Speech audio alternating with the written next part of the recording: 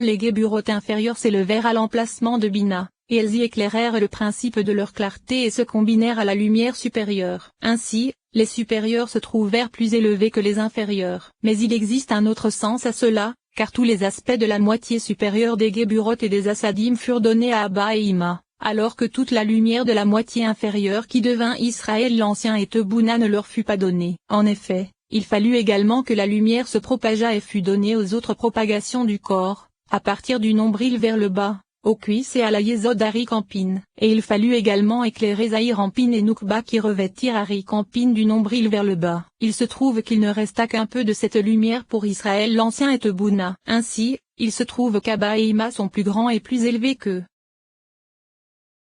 Troisième paragraphe. Nous allons maintenant expliquer certaines différences existant entre Ari-Campine et Zahir-Ampine, bien que nous en ayons déjà expliqué d'autres précédemment. Ainsi, les Assadim se propagèrent dans tout le corps de Zahir-Ampine, alors que les Guéburotes furent toutes données à Noukba, ce qui ne fut pas le cas ici, dans Ari-Campine. Le sens en est que puisque le mâle et la femelle sont ici deux parts sophimes distincts, le mâle prit les Assadim et la femelle les Guéburotes. En vérité, dans Ari-Campine où le mâle et la femelle ne constituent qu'un seul parsouf, l'un se tenant à droite et l'autre à gauche, les Assadim se propagèrent du côté droit où se situait le mâle, alors que les Guéburotes se propagèrent du côté gauche où se situait la femelle. Il existe également une autre différence car dans Ari-Campine 4 parsoufim apparurent à partir de l'aspect d'une seule yésod se trouvant en lui, c'est-à-dire de la yésod attique comme cela a été indiqué, alors que dans Zahir-Ampine c'est à partir de 2 yézods se trouvant en lui et qui sont la yésod Abba et la yésod d'Ima, comme cela est connu, qu'apparurent les 4 parsoufim que sont Jacob,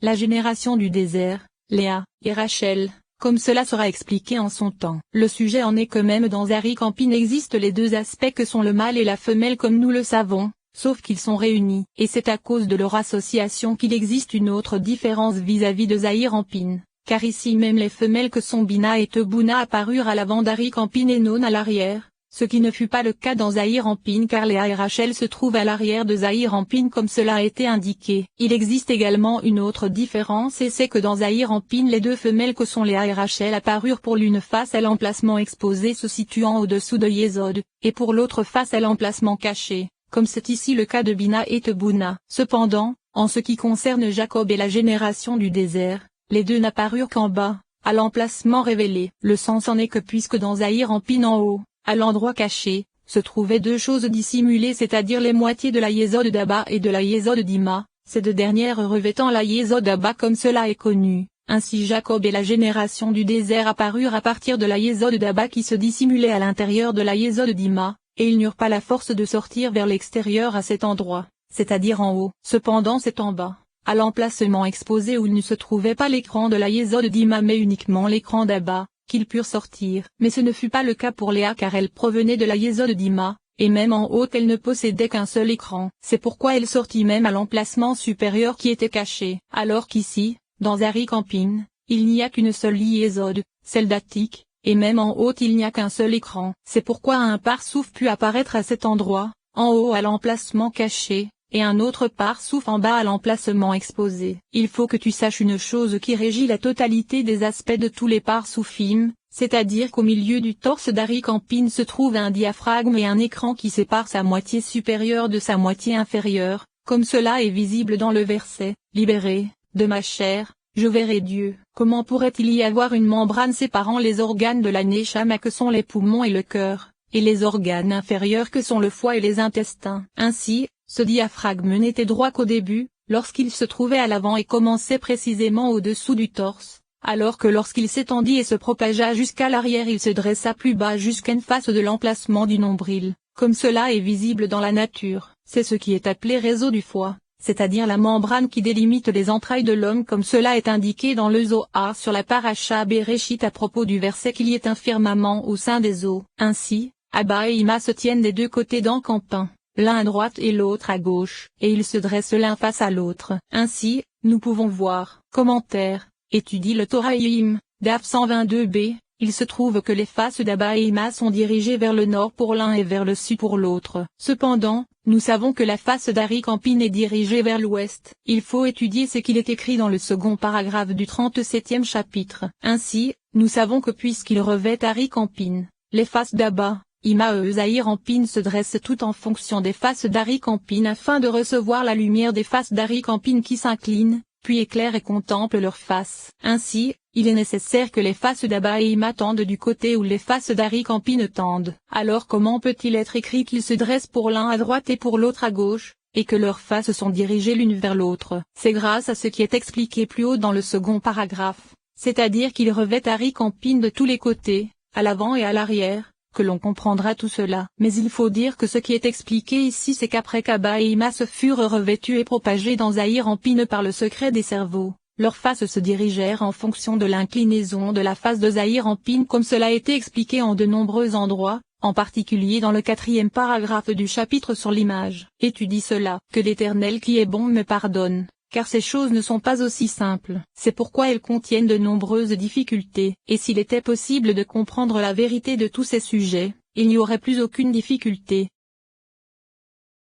Que l'emplacement où les deux aspects du ventre et de l'estomac s'assemblent, fait saillie et sort à l'extérieur du reste du corps, et c'est là, face à l'emplacement de l'extrémité de l'estomac d'Abba et Ima, que dans Arik Ampin la membrane dont nous venons de parler commence à se propager jusqu'à l'arrière, et elle se propage vers l'arrière d'Arik Ampin. C'est là que se trouvent les cuisses d'Abba et Ima qui sont plus longues que leur estomac et qui descendent en se propageant vers le bas, jusqu'à l'emplacement du nombril d'Arik Ampin. C'est là que s'achève l'étendue de la propagation des cuisses d'Abba et Ima. C'est également jusque-là que la membrane se propage à l'arrière, et elle s'étend en descendant jusqu'à ce que sa propagation à l'arrière s'achève face à l'emplacement du nombril. Ceci est clair et évident, et il n'est pas besoin de nous y attarder. Abba, puisque c'est la moitié de la bina de Ma, ne possède que la date des assadim de Ma, car il revêt le bras droit où se trouve le mal d'Arik Ampin qui apparut à partir de la Hokma de Ma, et toutes les assadim proviennent de Ma, celles-ci se divisant en assadim et en geburot, et il en fut de même pour Israël l'Ancien,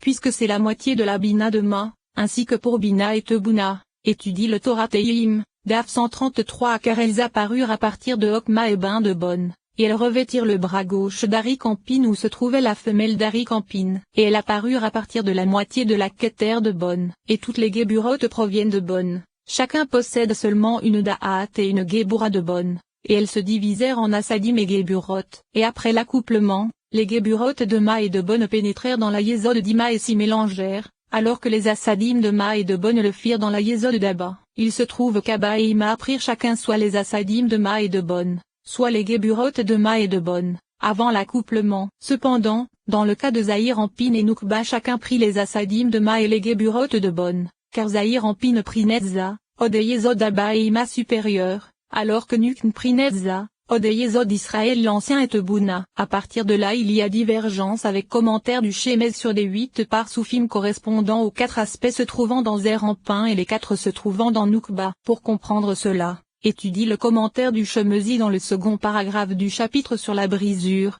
Et alors tu comprendras, puisqu'elles se mélangèrent dans la yésod Abba et Ima comme cela a été indiqué. Grâce à cela on comprendra comment Zahir Ampin prit également les parties purifiées de Bonne bien qu'il fût le mal. Étudie donc comment Zahir Ampin prit également les parties purifiées de Bonne. Abba et Ima vont pour l'un de Ezed vers le bas et pour l'autre de Gebura vers le bas. Il se trouve qu'Ezed, Gebura et Tiferet de Bina ainsi que Netza, Od et Yesod de Tebuna se réfèrent au secret de la nuit de Pessal. Cependant, les 3 premières sont Atik Ampin. Abba se purifia à partir du nom Bonne, c'est-à-dire des 7 inférieurs de la Hokma de Bonne, alors qu'Ima se purifia à partir des 6 inférieurs de la Bina de Bonne. Et les deux, Abba et Ima, prirent la Bina de Ma. Abba et Ima se divisèrent en 4 parsoufim car Abba se divisa en Abba et Israël l'Ancien, et Ima en Bina et Tebuna. Ainsi, leurs cerveaux apparurent grâce au Ezed, Gebura et Tiferet d'Arik Ampin contenant en leur sein les Netza, Od et Yesod d'Atik. Ce sont donc les cerveaux d'Abba et Ima. Et alors, Abba et Israël l'Ancien se dressèrent l'un au-dessus de l'autre sur l'axe droit d'Arik Ampin car c'est là que se trouvaient les assadim de Ma au sein du mal d'Arik Ampin. Et Bina et Tebuna se dressèrent l'une au-dessus de l'autre sur l'axe gauche d'Arik Ampin car c'est là que se trouvait la femelle d'Arik Ampin contenant les geburot de Bonne. Et les cerveaux apparurent grâce à l'accouplement du 8e mazal de la barbe d'Arik Ampin avec le 13e mazal, l'un étant le mâle et l'autre la femelle. Des cerveaux apparurent ainsi pour Abba et Ima comme cela a été indiqué. C'est ainsi que cela est dit dans les ouvrages de nos compagnons. Le 8e mazal donna seulement les 5 assadim d'Abba, et le 13e mazal donna seulement les 5 geburot d'Ima. Ainsi, Ma d'Abba appartient à Abba et Bonne d'Abba à la femelle d'Abba appelée Bina, par le secret du verset, comprend avec sagesse. Ceci correspond au iode du tétragramme. Madima appartient à Israël l'Ancien et Bonedima à Tebouna, par le secret du verset et sois sage avec intelligence. Ceci correspond au et du tétragramme. Il se trouve qu'Abba et Israël l'Ancien correspondent à la totalité de Ma, alors que Bina et Tebouna correspondent à la totalité de Bon. En effet, deux d'entre eux se trouvent à la droite d'Ari Campine puisque c'est là que se trouvent les Assadim de Ma, alors que les deux autres se trouvent à sa gauche puisque c'est là que se trouvent les Géburotes de Bon. Étudie ce qu'il est dit ailleurs à propos de la façon dont la Bina d'Abba s'accouple avec Ima. Or il semble que la Bina d'Abba soit Israël l'Ancien, ou bien il est possible que ce soit précisément Bon d'Abba. Commentaire. Selon la première hypothèse que nous avons rapportée au début du 4e paragraphe, c'est-à-dire qu'Israël l'Ancien et Tebouna apparurent à partir de Bon d'Abba, et l'accouplement d'Israël l'Ancien et Tebouna se fait maintenant toujours de façon exposée, ou bien il est possible qu'en disant qu'il s'agit du Bon d'Abba le maître ait voulu dire qu'il s'agit du Bon du Ma de l'Abba supérieur qui s'accouple avec Ima Illa A. 4e paragraphe. En ce qui concerne le fait qu'Abba et Ima prirent chacun Ma et Bon et ensuite se divisèrent en 4 par Soufim, je ne suis certain qu'Abba et Israël l'Ancien soient Ma et Bon d'Abba, et qu'Ima et Tebouna soient Ma et Bon d'Ima. Ceci est en accord avec l'accouplement d'Abba et Ima qui serait Ma et Ma, et celui d'Israël l'Ancien et Tebouna qui serait Bon et Bon. Ceci est également en accord avec le fait qu'Abba lui-même se divise en Abba et Israël l'Ancien, et Ima en Bina et Tebouna. Ou bien nous dirons que Ma et Bon de Ma sont Abba et Ima, alors que Ma et Bon de Bon sont Israël l'Ancien et Tebouna. Commentaire. Autre version, que Ma et Bon d'Abba sont Abba et Ima, et Ma et Bon d'Ima sont Israël l'Ancien et Tebouna. Il me semble que la version véritable est celle présentée ensuite et qui dit que Ma d'Abba est pour Abba et Bon d'Abba pour Noukba, c'est ce qui est également dit plus haut soulignement dans le 15e paragraphe du chapitre sur Abba et Ima. Et ceci est assez précis car nous n'allons pas maintenant distinguer Bon de Ma et Bon de Bon puisque le Bon que nous étudions c'est le Bon véritable qui demande une clarification comme cela apparaît dans le texte. C'est le secret du verset, comprend avec sagesse, et sois sage avec intelligence. Ceci est également en accord avec le fait que les mâles proviennent toujours uniquement de Ma, et les femelles uniquement de Bon, car nous n'avons trouvé aucun accouplement de Ma avec Ma puisque l'accouplement a pour objectif de réparer les rois qui moururent et qui sont bonnes, ceci grâce à Ma. Commentaire. Étudie le 15e paragraphe du chapitre sur Arik car cela y est rapporté sans laisser aucun doute. Et ceci se trouve également dans le 3e paragraphe du chapitre sur Zahir Ampin, ainsi qu'en de nombreux autres endroits. Ceci demande à être étudié.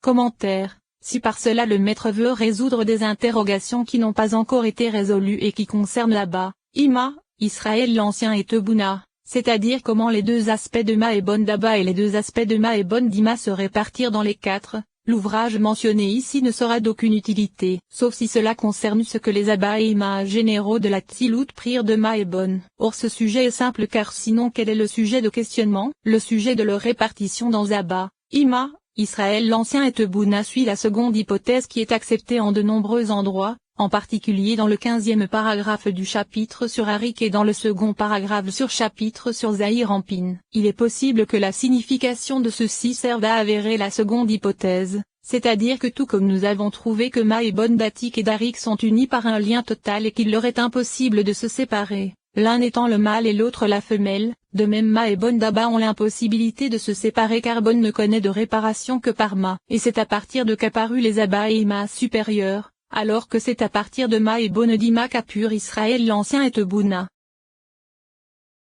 Ainsi, dans le Cointra de Adam Canmon, il est dit qu'Abba et Ima prirent tous les deux la Bina de Ma. En vérité, en ce qui concerne Bon, Abba prit les 7 inférieurs de la Hokma de Bon et Ima les 6 inférieurs de la Bina de Bon. De même, Zahir Ampin prit les 6 séphirotes de Ma et les 6 séphirotes de Bon, à part les Keter de Bon, alors que Noukba prit la Malkout de Ma et la Malkout de Bon, à part les Keter de Bon. Ainsi, le mâle et la femelle furent séparés car chacun contenait Ma et Bon, qui ce soit Abba, Ima, Zahir Ampin ou Noukba. En vérité, dans Atik et Arik Ampin le mâle et la femelle se trouvant dans chacun d'entre eux ne sont pas séparés mais se trouvent dans un même et unique part.